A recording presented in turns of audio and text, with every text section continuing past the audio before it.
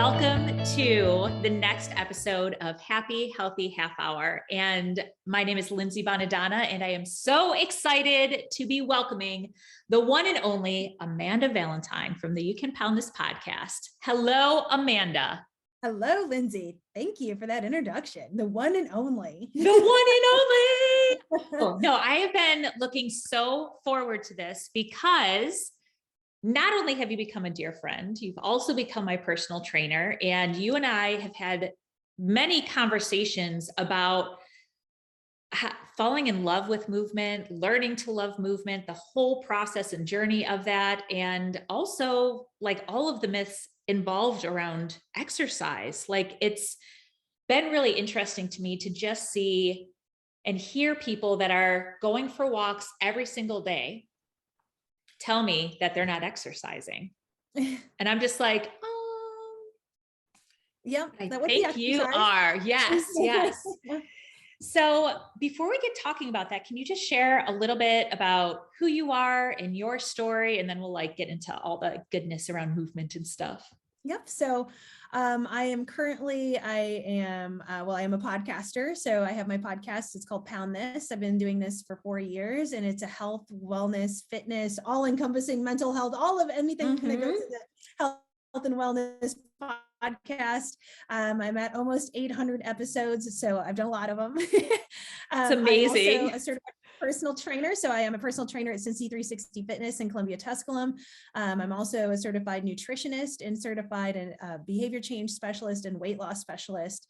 And I did that because I've been through my own health and wellness journey where I had been obese for most of my life, and then spent the past decade changing my life after a decade of yo-yo dieting and doing all of the crash diets and then all of the gym memberships where I never showed up to, until I made my New Year's resolution in 2012 was to make the best decision possible in every moment. And that meant just like, hey, I don't ever go outside, so maybe I should go for a walk every once in a while. Or, hey, maybe I should stop mainlining Red Bull and drink a water every once in a while. And through kind of small healthy habit changes, I'd lost over 100 pounds and I've maintained, and it's completely changed my attitude on life, my mental space, my physical space, like my career, everything has changed because I've made healthy decisions for myself. It's so awesome. And part of what I love about what you just said and other parts of your journey is like that you just started doing like one little thing that started to add up to a bunch of big things. And I think that's something too, as we talk, especially about movement, it's, in our minds, we think it's like, we have to go like balls to the wall and do all this crazy stuff and sweat in our heart. And we feel like we're going to like pass out. But tell me when you start working with clients, like tell me some of the myths that you have heard or the myths that you feel are around movement.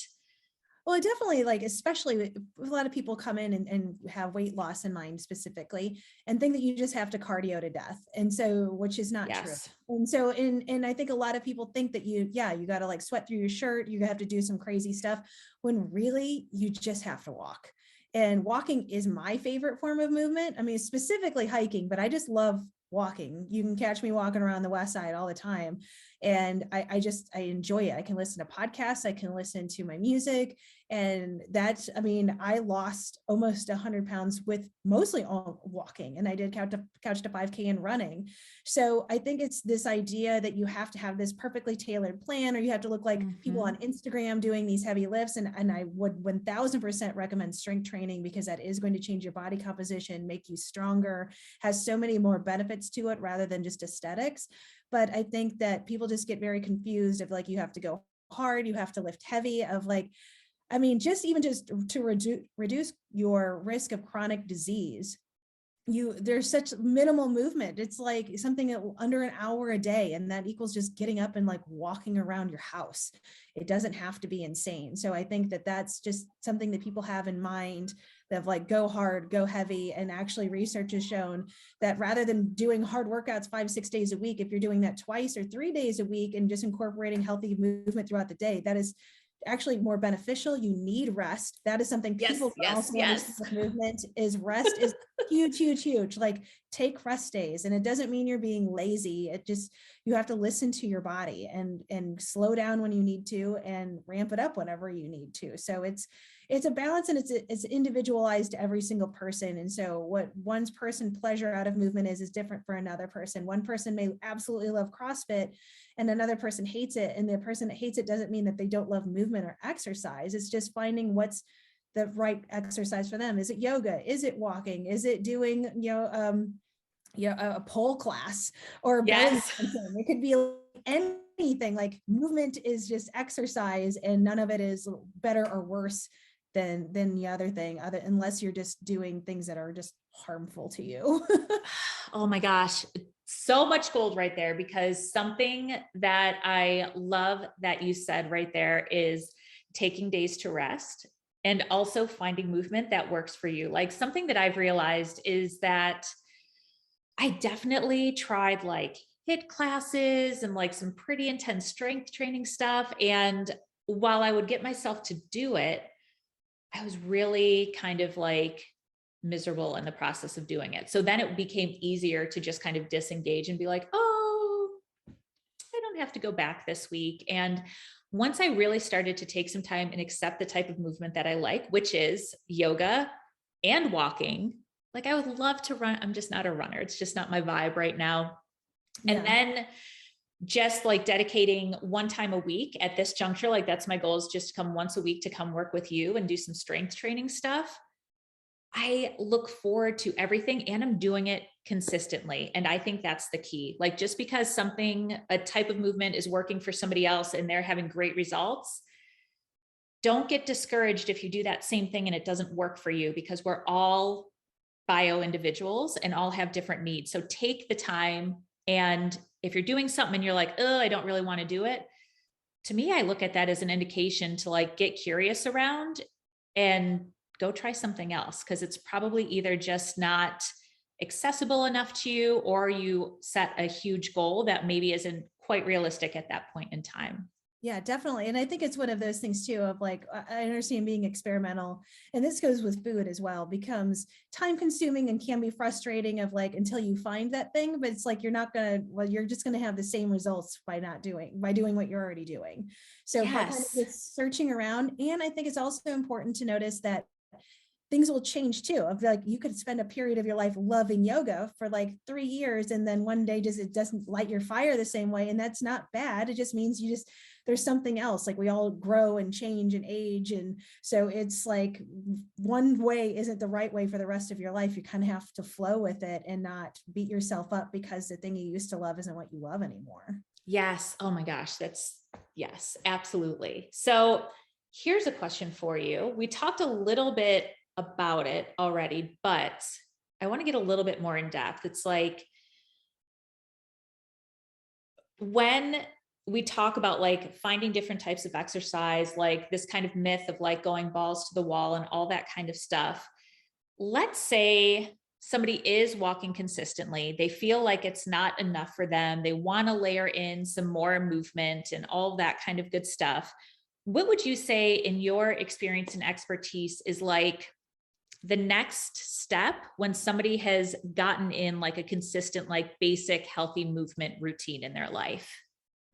I mean, it depends on what they're doing. Like for me, the natural progression from walking was running, and I did couch to 5K. So I think it's just also just knowing of like, cause I think that you kind of feel that barrier if you want to amp it up. And being consistent of then like, well, if you haven't done strength training, strength training. If you're doing strength training, try yoga.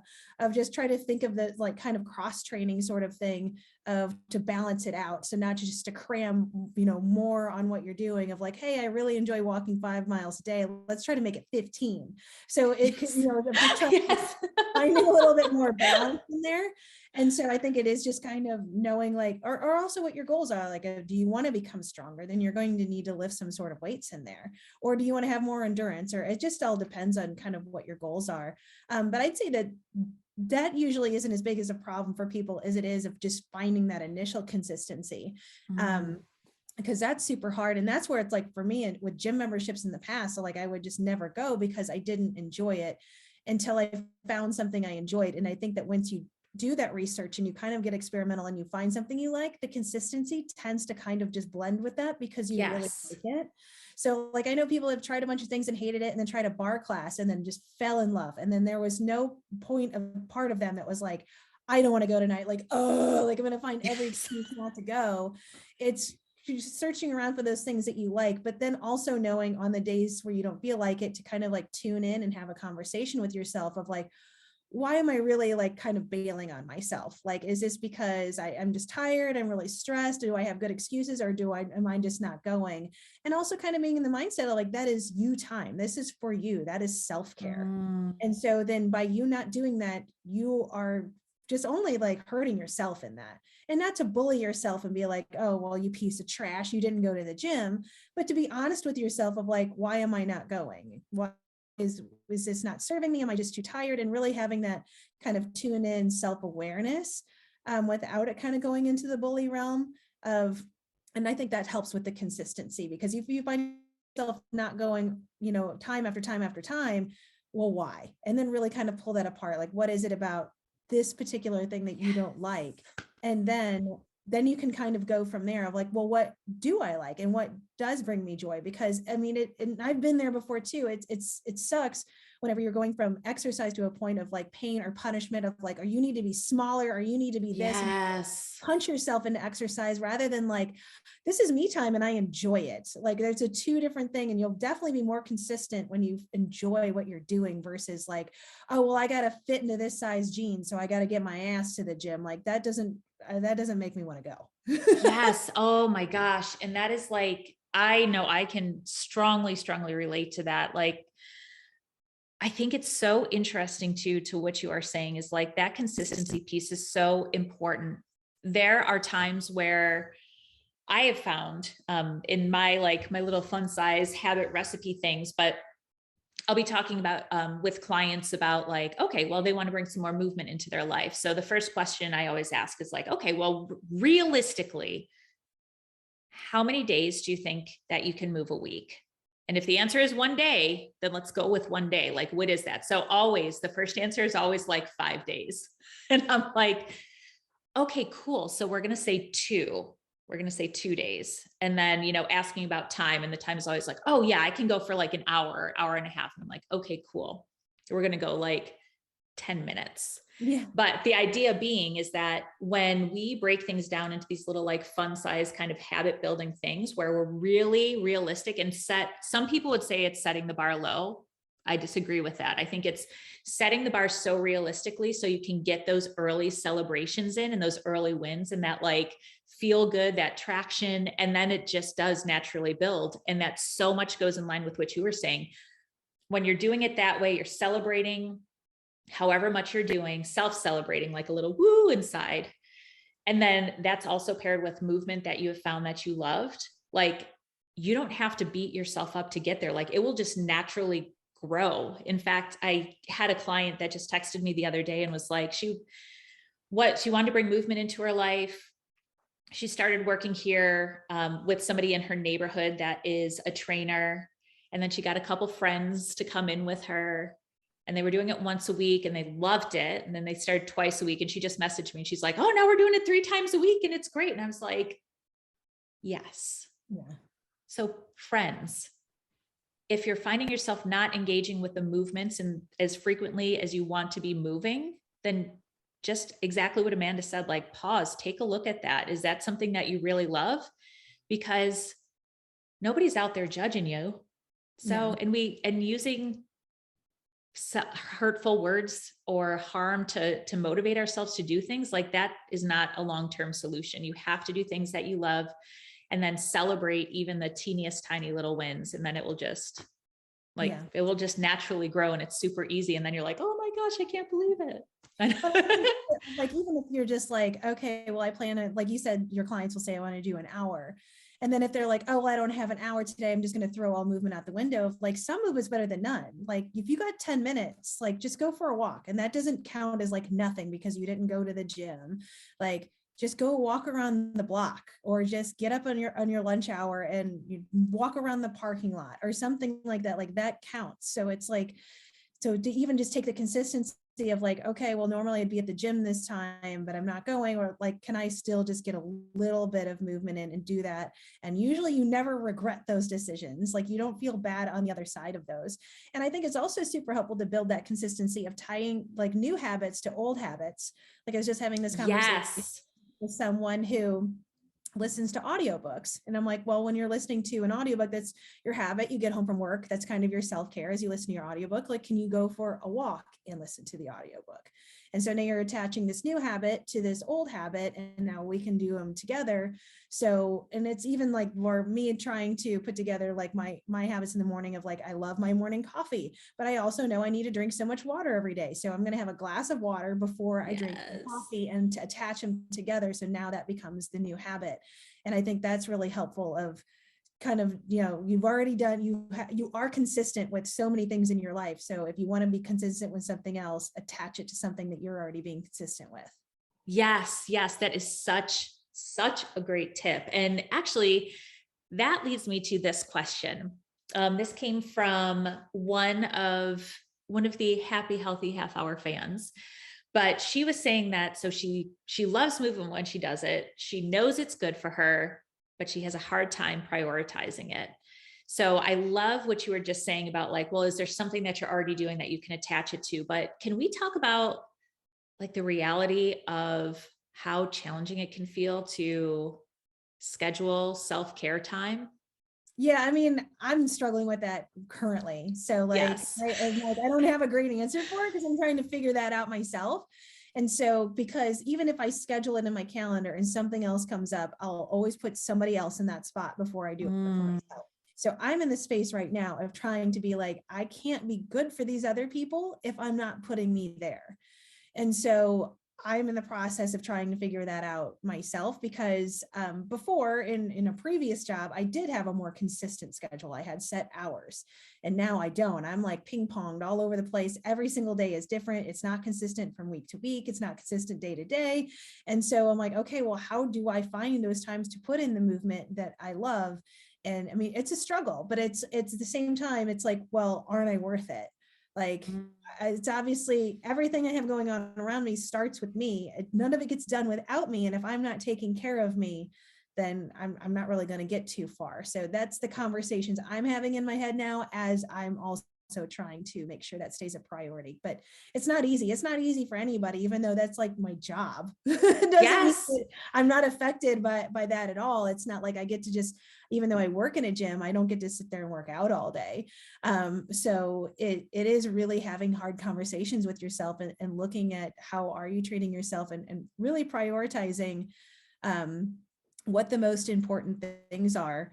And I had a podcast guest several years ago who made a great point, where she does this weekly. And she's like, I write down the 3 top priorities of my life. Like, what do I think my top priorities are? And then, am I actually living those right now? And if I'm not, then something has to change. And so I think that's where it comes with me. Like, I prioritize health. And I'm like, but if I'm skipping on my own healthy movement, am I prioritizing it? I'm not. So I'm not even living by my own values. So then something has to change. And I have to kind of figure out that hard transition of like, how do I make it happen? It's not easy. Yeah. Oh my gosh. But it's worth it, though. It totally is. And I can totally relate to that too. And I think this is really, really important, is that you have 2 people here that are in the health industry that are saying that they struggle with this. So like, take note of that, because it is really hard. And something that I keep on saying to, when I'm teaching or talking or clients, what have you, is like, we are the only ones that we spend our entire lives with. Like, everybody else comes and go, family, kids, partners, all of that kind of stuff. Like, we are the only person we're with our entire lives, yet we really struggle with prioritizing that. And to what you were saying too, is that we have these dreams, these aspirations, or people that we want to show up for. Or maybe something that I think is really interesting is like to note times where we're feeling like disharmony or like stressed out or like all those kinds of things, and just like pausing and being like, okay, why do I keep on coming here? And almost always, I know for me, it comes back to, I'm not taking care of myself. I'm not prioritizing myself, despite the fact that I'm telling everybody else to do that. It is really hard to do. I know for our time together, which I've really, really loved, is that I have it scheduled in my calendar, and that is the time. And we like set it up for like the next 3 months that it's like, I am coming at 9:30 a.m. every Monday. And that makes it easier. But something that I found also is just, it's been helpful for me to just kind of like throw in walking here and there where I can. And not to be, I would like to see if you have any ideas along this lines, but I know this one's cliche a bit, but it's like parking a little bit further away. Like that counts, you know, taking the steps instead of the elevator, like that counts. It's like just trying to like figure out little tiny ways. And then once again, like I'm all about the self-celebration. I know that you are too, Amanda. It's just kind of like, then like take a moment to soak in the fact that you intentionally took time to move your body in that way. But what are some other things? I mean, your podcast has such a large variety of information, and get you guys like, it's flipping amazing, absolutely amazing. But what are some other interesting tidbits that you've picked up over the years, like either through your journey or through a podcast guest, that you have found really impacted your life as it comes to how you're approaching movement or just like health in general? It's just one, just like being really easy on yourself, of just like, I think we get into, we're all very hard on ourselves. So really kind of pulling and understanding when, if you don't hit that 10,000 steps a day, like really look at it of like, don't, instead of being like, again, I'm a piece of trash, I can't do this. Well, what hindered me from doing that? And why do I really want to do it? I think kind of cluing into why you want to do all of this, and having a why is huge. And whether that's something of like, for me, it's helpful to have like Post-it notes, which you can see one of them here in the video. So it's like Post-it notes, reminders of like, why am I doing this? And so I feel like that's really helpful. Like just having like, you know, a community of having like being on a Fitbit and having a step challenge and joining step challenges, or just having like a coworker or a friend or a podcast host or whatever it is, of like having somebody that you can have like these conversations with or motivations with, and kind of really peeling back of like what motivates you. And I think it just comes, a lot of it just comes from, I think everything that I've learned about myself and my own journey and with the other people on my podcast is just, it really boils down to a lot of self-awareness, because you can read a lot of things of what worked for other people or how to do this or what to eat or how to move. And it all doesn't really matter if it doesn't work for you. So then you kind of have to really pull back and be like, well, who am I? And what does work for me? And that's a process, and it is going to be changing. It's a moving target constantly, but I think it all really comes from there. And I think that's where I've gotten to traps before of like, I, did Weight Watchers and South Beach diet and did all these things. And it's like, because I thought that's what I was supposed to do. And it's not because I like, it fit like exactly what I needed for me. And I learned a lot from all of those things. And I think that's also another important tip is all of like, failures are just lessons. And it's like, straight up, have to wallow in them. If like, what did I learn? If I didn't spend 10 years yo-yo dieting, I wouldn't have learned so much about what does work for me and how I eat and what I like to eat and nutrition. And so it's like, that wasn't a failure. It was an opportunity for me to learn from that, to grow from it. So I think that anytime we try something and we mess up and it doesn't work, or we don't stay consistent, especially like right off the rip, it's like, okay, well, this is an opportunity to focus on why and what do I want, and not to just kind of focus on like, what, this didn't work, so I'm just going to throw in the towel. Yes. Oh, yes. That's so good. And I think too, it's interesting to me because I feel like I know I experienced this, of thinking that we like don't have enough time, or that we have very little time and we have to like do everything in like ASAP, and we have to like see the results ASAP and like all of these kinds of things. But when the reality is like, when we really step back, we do get to have a life that is hopefully we're blessed with very long lives, but the way that we get to these long lives and these fulfilling lives where we can really be positively self-aware and not in this place, like growing out of and growing past like the beating ourselves up for motivation. Like it is really an effed up way to motivate ourselves. Like when you step back and think about it, anyone who's watching this that's been in that place, which I feel like we all get there at some point, it's like, it's really dumb. Like nobody, if you talk to another human like that and be like, you're a piece of shit. Why don't you get out there and what? Like, nobody's gonna do that long term. That doesn't feel good. So stop doing it yourself. But anyways, my point being, we have more time than we think that we do. So finding ways to just weave in that time for yourself. And I know for me, something that I like to share, and I don't know, kind of talking a little bit about myths again too, is I don't know if you've experienced this, Amanda, but I feel like sometimes people will be like, oh, like Lindsay does all of these things on herself, like by herself. And like, y'all, I have like an entire team of people. Like Amanda's part of my team. I have a therapist. I also have a health coach, right? I have my yoga studio that I teach at. I have a yoga studio that I go at. I have friends. I have doctors, chiropractor, massage therapist. Like I have all kinds of people. So know too that if you're feeling challenged about getting into movement or something else around your health, like know that it does really take, and I think in general, I think as humans, we are community beings, like start to build your community a little bit. I know, do you have people thought that about you, Amanda, that you just kind of like did it all on your own, or if you want to share a little bit about your team, because I know you have a really cool team too. I mean, I don't know what anybody's perception of me is. You're awesome. Right. Thank you.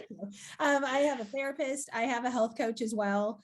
And then I have like doctors and the same thing of like massage therapist, and I have like close friends to talk to. And, I just have especially just with the podcast. And that's one of the reasons I started my podcast, was to be like a resource of like, here's people, like here are really good people, hear their message and find who you connect to. And through that, I found my own people that I connected to. And like I went through some really severe back pain in 2020, and I started Pilates on the reformer. And so like things like that of like, and I met Shelly through my podcast. So it's like finding these people and then finding what you need I think is totally okay to ask for help. And I've only recently been able to say that, where I grew up most of my life being like, I have to be fiercely independent. Yes. Like, I don't need anyone else. And like, no, life is much better whenever you do just ask for help.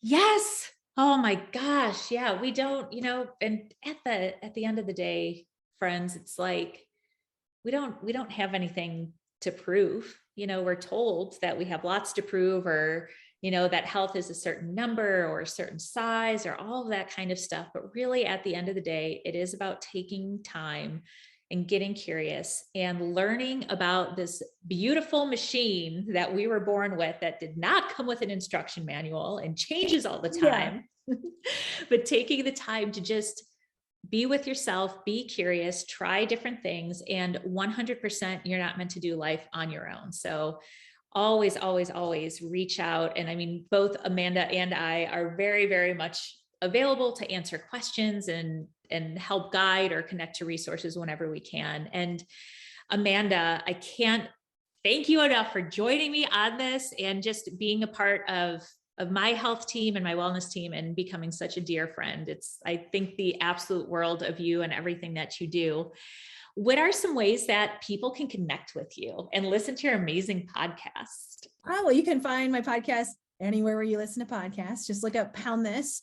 Or you can go to poundthis.com. You can also find me at AmandaValentineBites.com. And that's my best email, is Amanda@AmandaValentineBites.com. And I am on Facebook, but I'm more active on Instagram. And you can find me on Instagram at You Can Pound This. Yes. And Amanda is also an amazing resource. She's been inspiring also with meal prepping and other really awesome ways to just bring health into our lives in a way that doesn't feel like it sucks. And it's not, and not like one more thing to do. Like truly, you all are worth it. Like we're worth it. You're worth it. Every single human born on this earth is worth it. So take the time to get to know yourself. And I can't wait to see you guys for another happy, healthy half hour. And Amanda, thank you again so much for sharing your time and expertise. And we will see you guys soon. Take care.